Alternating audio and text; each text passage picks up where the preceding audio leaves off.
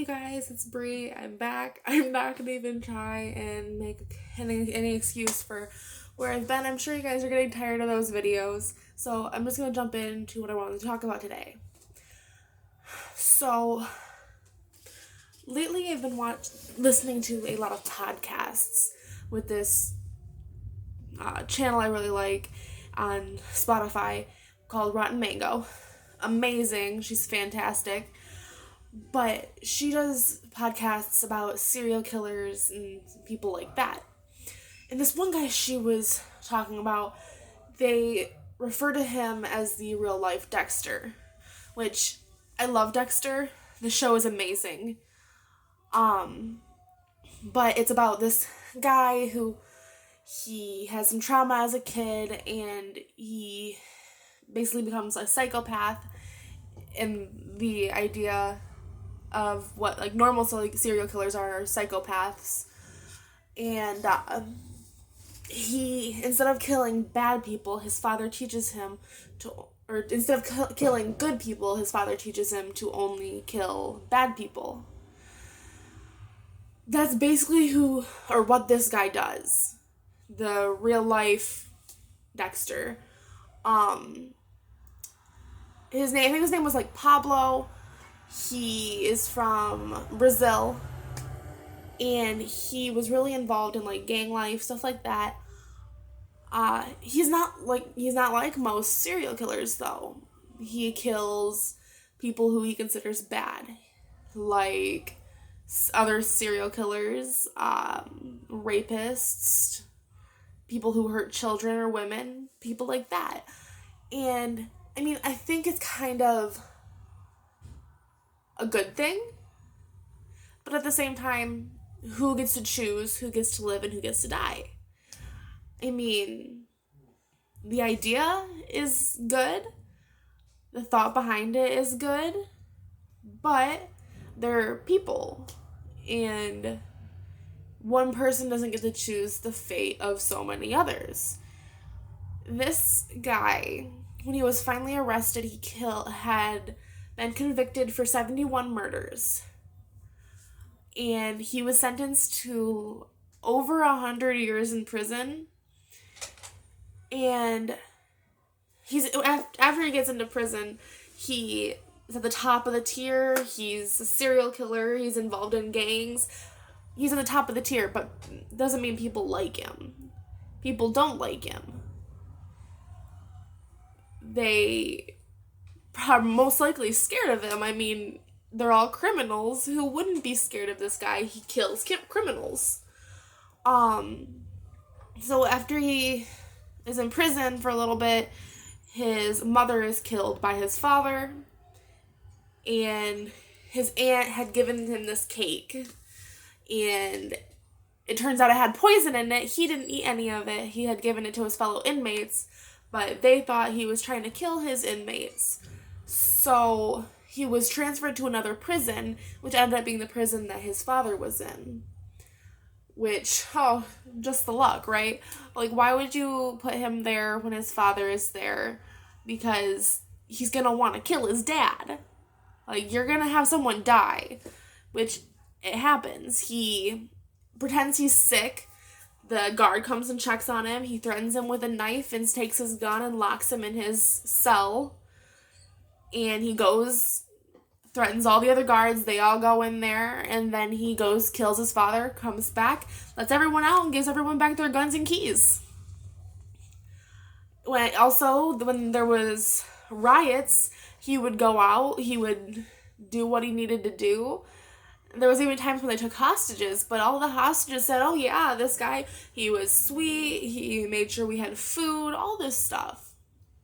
Which I just think that's crazy, because usually when you think of a serial killer, you think of this heartless person who feels no regret, no empathy towards others, no feelings, they don't think anyone deserves to live, really.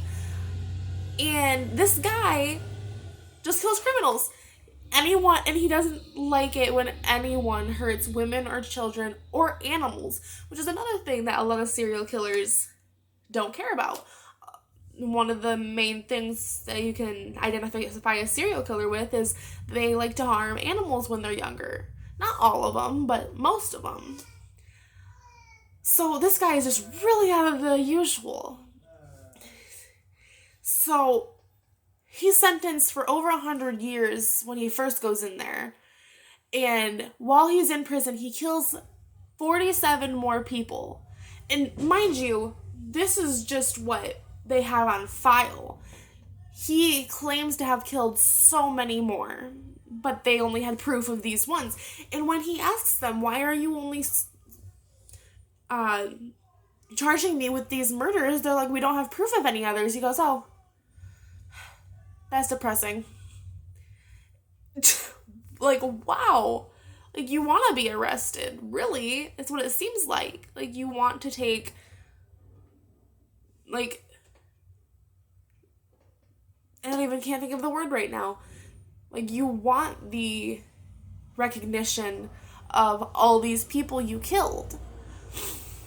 So he ended up being sentenced for 400 years. Which, by the time he gets out, he'd be dead.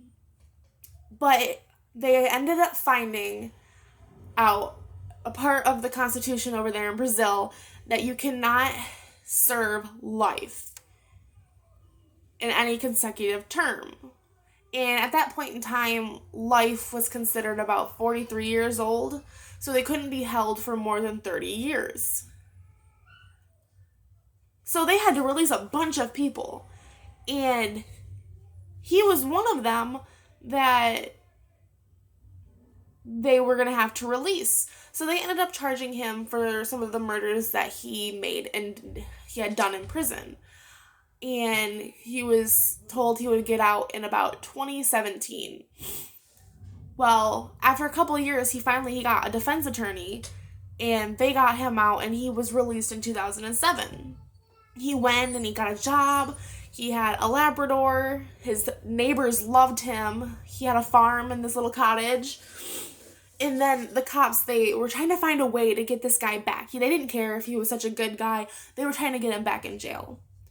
And they found a way to do this. They went and they charged him for the riots that happened in prison the ones that he had participated in.